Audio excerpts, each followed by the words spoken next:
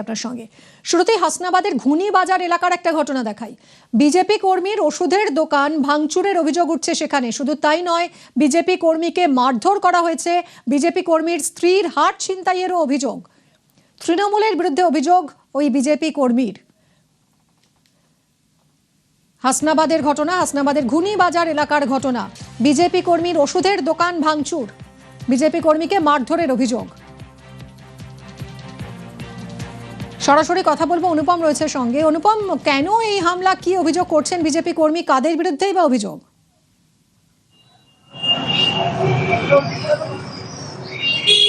দেখো মিমি, এই যে হাসনাবাদের যে ঘুনি এলাকার যে সুজিত মন্ডল নামে বিজেপি কর্মীর যে ওষুধের দোকান ছিল, সেই ওষুধের দোকানের পার্শ্ববর্তী একটা জায়গায় একটা নিজস্ব জায়গা ছিল, কিন্তু তৃণমূলের কিছু লোকজন সেই জমি দখল করে দিয়েছিল এবং বাঁশের চটা দিয়ে বেড়া দিয়ে দিয়েছিল, এমনটাই অভিযোগ। এবং সেই চটা যখন সেই বাঁশের যে ঘেরা, সেই সুজিত মন্ডল যখন সেখান থেকে তুলতে যায়, তখনই এই যে বেশ কিছু দুষ্কৃতী তাকে মারধর করে, তার দোকানে এসে তার ওষুধের দোকান ভাঙচুর করে।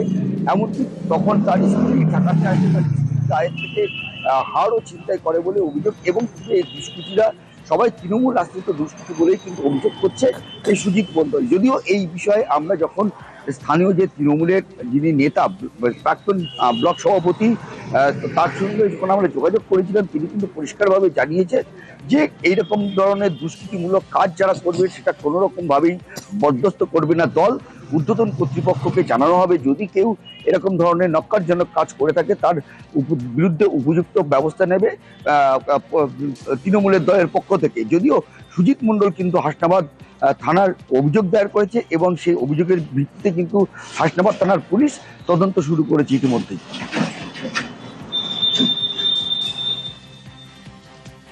আমি একটা জমি কিনি, সেই জমিটা জোর করে দখল করে নেয় তৃণমূলের কিছু দুষ্কৃতী। জোর করে বেড়া দিতে যায়, আমি সেই বেড়াটা সরিয়ে দিই, সে এসে আমার দোকান ভাঙচুর করে এবং স্ত্রীর গলায় একটা হাত ছিল সোনার, সেটা ছিনতাই করে নিয়ে চলে যায় তৃণমূল আশ্রিত তৃণমূলের গুন্ডা বাহিনী।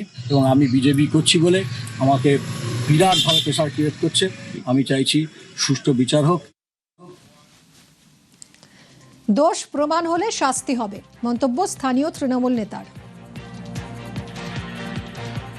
ঊর্ধ্বতন নেতৃত্ব যারা আছে তাদের কাছে অবশ্যই রিমাইন্ডার দিতে হবে এবং কঠোর পদক্ষেপ যাতে নেয় সে ব্যবস্থা করতে হবে।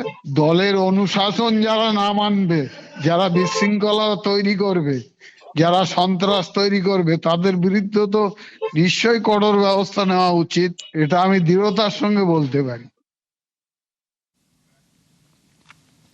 বাঁশদ্রোণীতে কাউন্সিলরের অফিসে ভাঙচুর, তৃণমূল কাউন্সিলরের অফিসে দুষ্কৃতী হামলা।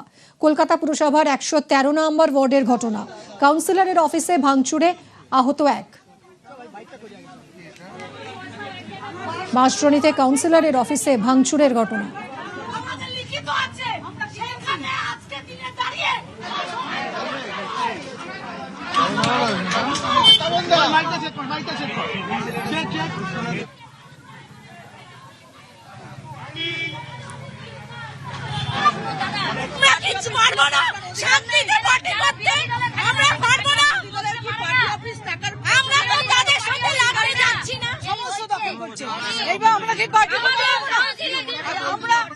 আমরা 15 বছরে কোনো পার্টি অফিস দখল করিনি, কিন্তু এইখানে কেউ বলতে পারবে না যে কোনো সিপিএম এর পার্টি অফিস দখল করেছি।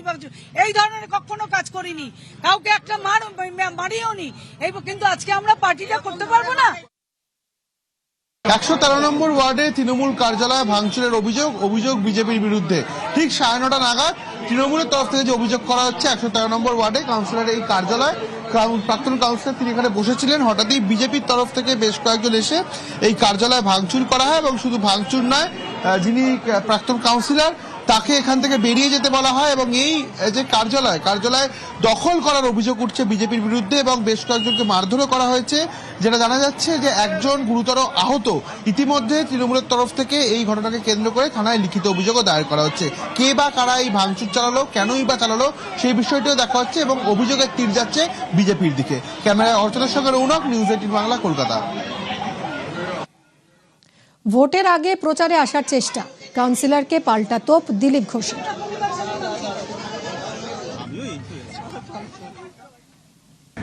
এত দামি বানা পড়েন কেন? হাতেতে যে ছিনিয়ে নেয়, কার টাকা এত দামি পড়ে? একটা কাউন্সিলর। আমি তো প্রশ্ন করবো যে এত দামি বালা পড়ো কেন, যেন প্রাণ টানাটানি হবে। আমরা তো একটা আংটি পরতে ভয় পেতাম, আঙুলটাই না কেটে দেয়। তো যাই হোক, স্বপ্ন দেখছেন ওনারা যে এখন উনি ইলেকশন আসছে, ক্যান্ডিডেট হবেন, নাম ফাটাবার জন্য এসে উল্টোপাল্টা বলছেন। কেউ ওদের নিয়ে ভাবে না। আর কেউ যদি করে থাকে দুষ্কৃতকারী, কমপ্লেন করুন থানায়, পুলিশ স্টেপ নেবে।